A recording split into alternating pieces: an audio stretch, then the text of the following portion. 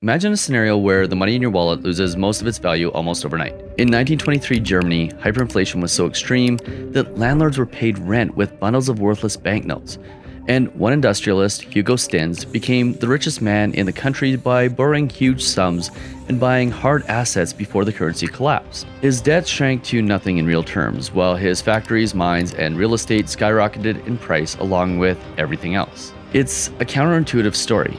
In a currency meltdown, real estate can simultaneously create fortunes for some and chaos for others. This raises a big question. What would happen to American homes if the US dollar were to collapse in value? History offers some clues about what would happen in a real currency collapse. In Germany's hyperinflation era, the value of the mark fell so fast that by late 1923, virtually all debts, including mortgages, were wiped out in real terms. Borrowers could pay off houses with a handful of notes, while lenders and savers were absolutely ruined. Renters under long-term rent control effectively lived nearly rent-free as their fixed monthly payments became absurdly small in value. Meanwhile, property owners saw nominal prices for land and buildings explode into the billions. But those billions of marks had almost no purchasing power, no real value. A house that sold for a fortune in paper money might only trade for the equivalent of a few ounces of gold or a few loaves of bread in real value. More recently, countries like Zimbabwe and Argentina have faced episodes of extreme inflation. In Zimbabwe's 2008 hyperinflation, where prices were doubling daily at one point, people desperately converted cash into tangible assets. Land, cattle, houses, as quickly as humanly possible. Real estate became a refuge to store value when the dollar, the Zimbabwean dollar, became essentially worthless confetti. In Argentina, where inflation is persistently high, it's common to see homes priced in US dollars or even in inflation-indexed units rather than the unstable local currency. These examples show a pattern. When a currency collapses, real assets like houses tend to hold their worth better than paper money. The US has never experienced a true hyperinflation. What happened in 2022 and 2023 wasn't even close. But it has seen high inflation in the 1970s and deflation in the 1930s, both of which had dramatic housing market impacts. An outright dollar collapse would be unprecedented for America.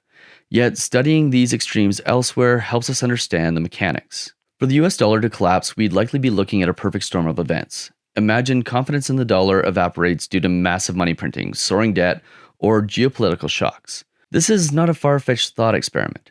The US government's debt now exceeds $34 or $36 or $37 trillion. Who knows what it is at this point in time because it just keeps going up. And interest payments on that debt have surpassed military spending. History suggests that when debt loads become unsustainable, governments face a dilemma: print money and inflate away the debt, or default. The US would almost certainly choose the inflation path to avoid outright default. A hypothetical collapse scenario, that inflation could spiral out of control, triggering a chain reaction in the economy. First, inflation would surge, meaning prices for everyday goods skyrocket as the dollar's purchasing power plummets. Rates would then spike dramatically in an attempt to curb inflation, or because lenders demand huge returns to offset the dollar's weakness. We've seen a mild version of this in recent years. When inflation picked up, the Fed raised rates, and mortgage costs went through the roof. And this cooled the housing market. But in a collapse scenario, this effect would be far more severe. Mortgage rates in the double digits would make borrowing for a home incredibly expensive. Home sales would likely plummet, with financing being scarce.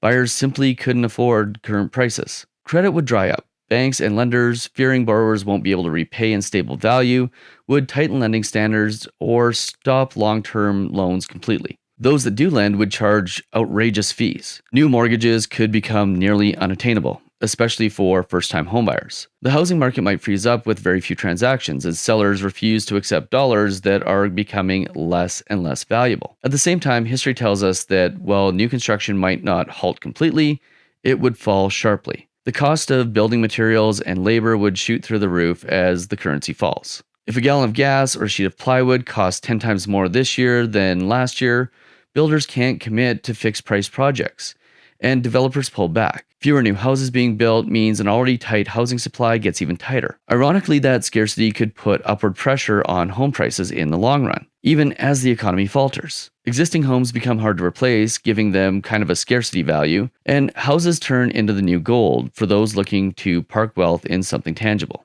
As one analysis notes, real estate, being a hard asset, tends to appreciate with inflation, serving as an inflation hedge. Indeed, over the last 60 years in the US, home prices rose about 2,350%, while consumer prices rose 896%. Homes rose significantly more in value than most other goods. In a hyperinflation environment, that dynamic could be even more extreme. Nominal home prices might skyrocket simply because the dollar is worth less every day. So initially, we'd see a paradox. Affordability craters because loans are unavailable and income lags prices, even as the sticker price of houses shoots up, reflecting the dollar's drop. In real terms, home values might actually fall if the broader economy is in shambles. But expressed in dollars, a modern suburban house could be worth millions or billions of dollars on paper. The housing market's true value signal gets distorted by broken currency. Not everyone in the real estate equation is affected equally.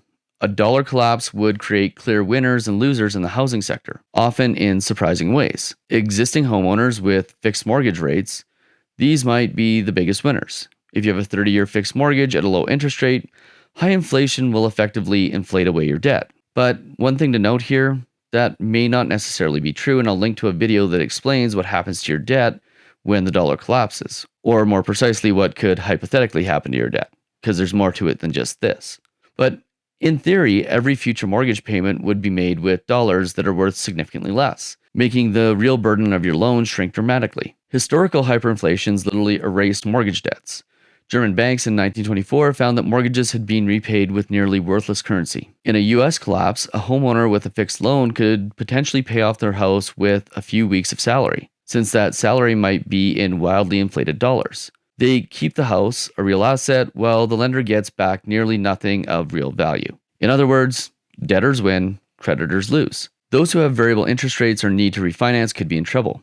As the Fed hikes rates to fight inflation, adjustable mortgage payments would spike painfully. Many could find that they can't afford the new payments and might default. New buyers, even if they somehow qualify, would face interest rates so high that a mortgage payment on a modest home could rival a current-day luxury home payment. These homeowners are in a precarious spot. Without the protection of a fixed low rate, they would face the crushing side effect of inflation. Now, let's talk about renters, because renters don't generally have hard assets to protect them, and as a result, they could end up as the biggest losers in a dollar collapse. If landlords' costs increase, they will try to raise rents aggressively to keep up. We could see rents reset monthly or even weekly in extreme cases. Unless wages keep up with inflation, which they often don't, at least not at first, renters' cost of living would soar.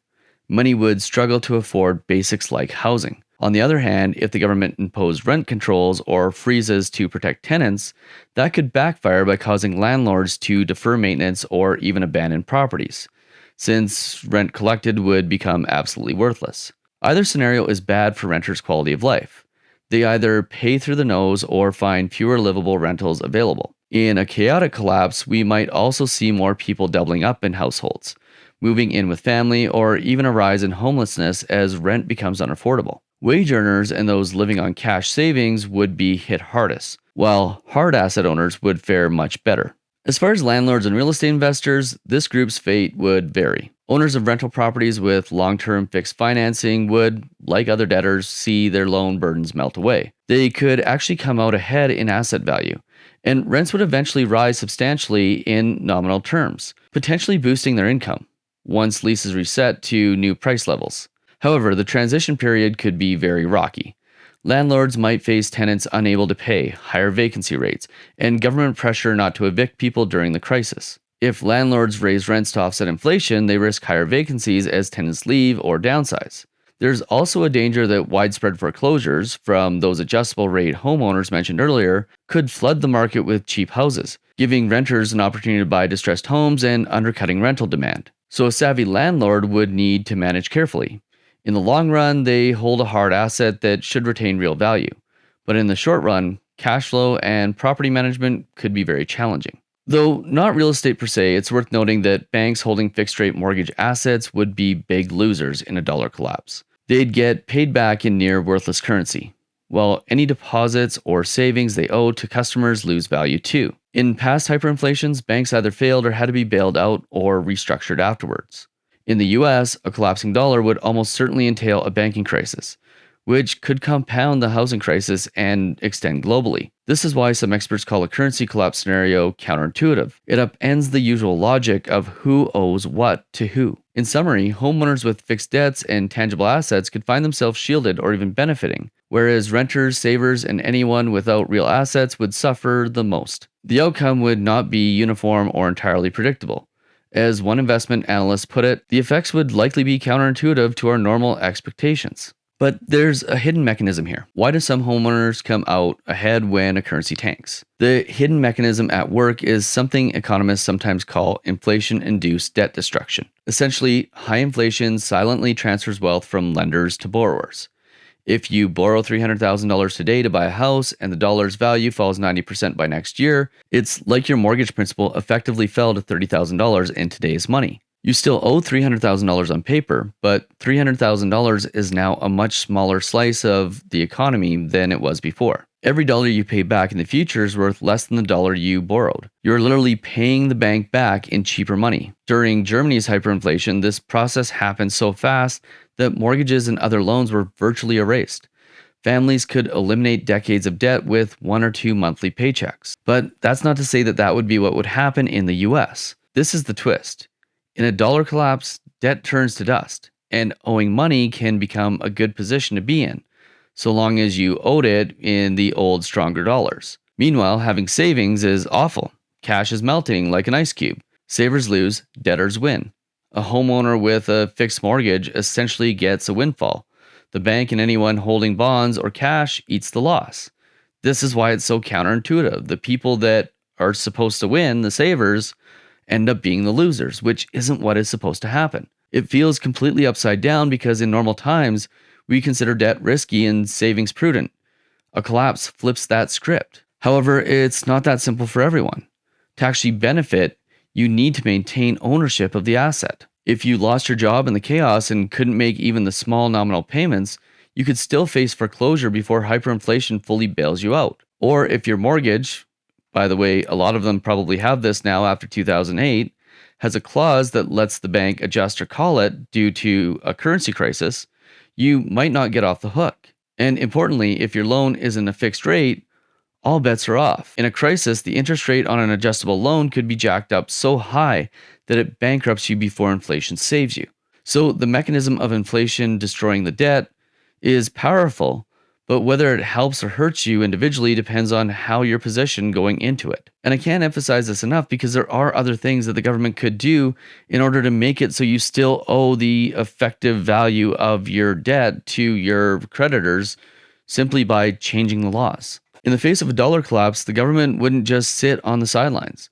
US policymakers would likely deploy every tool they have to stabilize the situation, albeit they'd be doing it incredibly reactively. Initially, the Federal Reserve would hike interest rates fiercely, and that's part of the chain reaction that would slam housing. Beyond that, we could expect emergency measures. For example, the government might offer grants or subsidies to support the housing sector, such as incentives for builders to create affordable housing despite high costs. There could be tax breaks for homeowners to ease the burden of property taxes or inflation-indexed bonds to compensate investors. In extreme cases, the government might even consider some form of price controls, perhaps capping mortgage rates or freezing rents, temporarily to prevent mass homelessness and civil unrest. During World War II, the US did implement nationwide rent controls to contain inflation, for instance. However, such interventions can have side effects. If rents are capped while everything else rises, landlords may abandon properties, leading to housing blight. If mortgage rates are capped, banks might simply stop lending, which doesn't help anyone looking to buy a home.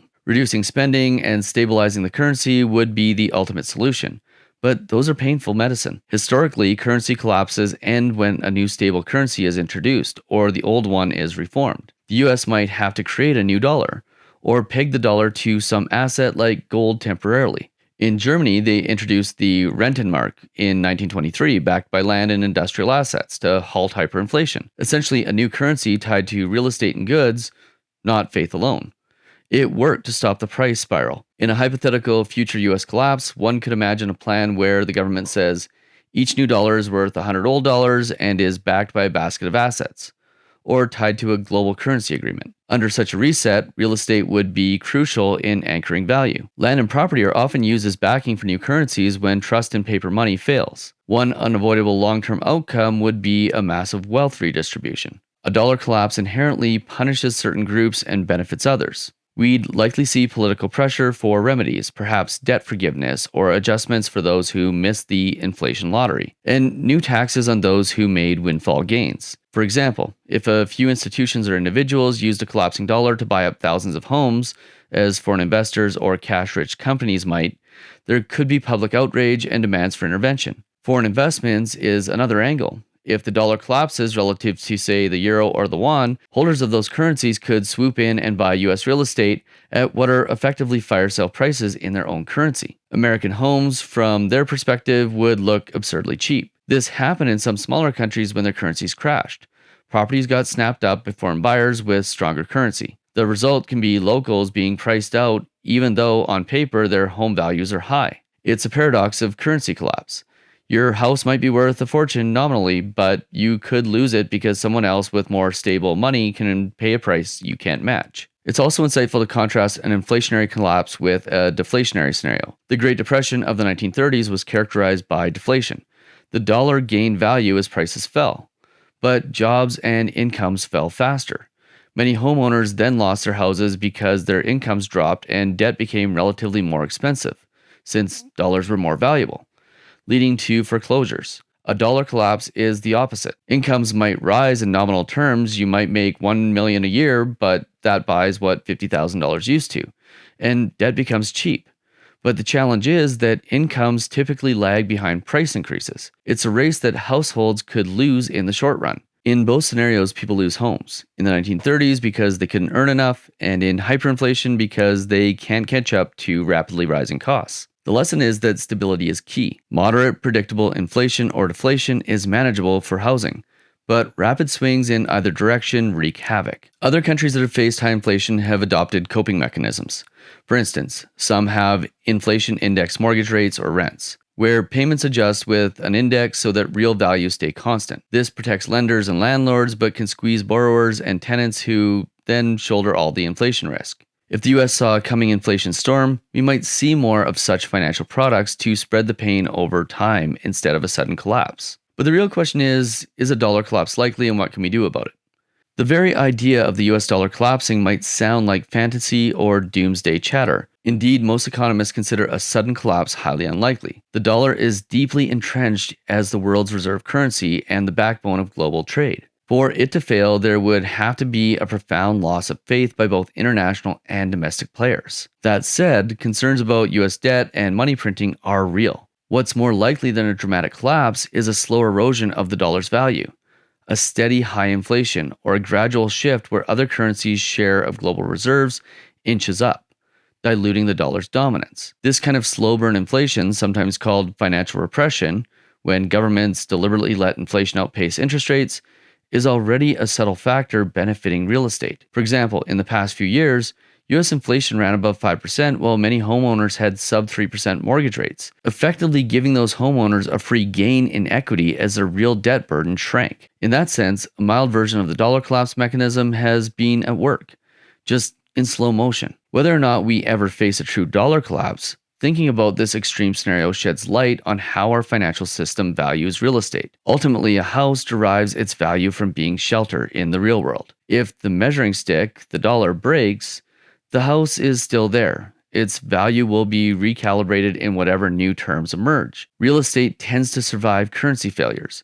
It's the people and the institutions around it that may not. An old saying goes, buy land, they're not making it anymore. In a currency crisis, that logic appeals to people. Land and buildings feel solid when money feels like monopoly paper. Indeed, financial advisors often suggest holding some real estate assets as a hedge, be it real estate, gold, etc. Yet, being a homeowner during such a crisis would be anything but easy.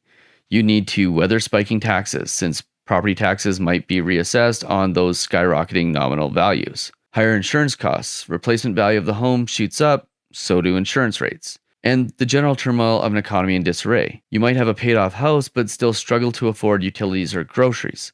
So while owning a home is arguably better than not in a dollar collapse scenario, you have a tangible asset, you have a place to live, and your wealth isn't entirely in cash. It's not a ticket to Easy Street. It's more like a lifeboat in a storm. Better than being in the water, but you're still in the storm. A US dollar collapse would fundamentally rewrite the rules of the housing market. We'd see a period of turmoil where prices go wild, financing disappears, and ownership patterns shift in unpredictable ways. The humble 30-year fixed mortgage could turn into a powerful wealth shield for some, while millions of others struggle to keep a roof over their heads. Real estate being real would outlast the chaos of a currency implosion, but who owns it and on what terms could change dramatically through the crisis. The thought experiment of a dollar collapse ultimately reminds us why stable money matters for a healthy housing market. It highlights how intertwined housing is with broader economic confidence. If nothing changes and somehow the unthinkable happens, American homeowners and renters would find themselves navigating a world where the only thing more valuable than a house might be the certainty that it provides shelter. As we enjoy relatively stable times today, it's worth asking, how do we ensure our financial foundations remain sound so that homes remain homes and not just chips in an inflationary casino? In the end, perhaps the best takeaway is to be prepared and thoughtful, holding a diversified set of assets, including real estate if possible, and not over-relying on the assumption that currency will always hold its value. The dollar collapsing is a remote scenario, but talking about it and examining it reveals the hidden gears of our economy, showing how cause and effect in finance can turn our lives upside down. Real estate in the US would survive a dollar collapse, but it would be a very different world. One where understanding those hidden mechanisms could make the difference between losing everything and coming out ahead. And that knowledge, how the system works, is in and of itself a form of currency that you never lose. And by the way, this whole thing, as soon as we get into the debt conversation, becomes really complicated. So if you want to see what would happen to your debt if the dollar collapsed, make sure you check out this video right here.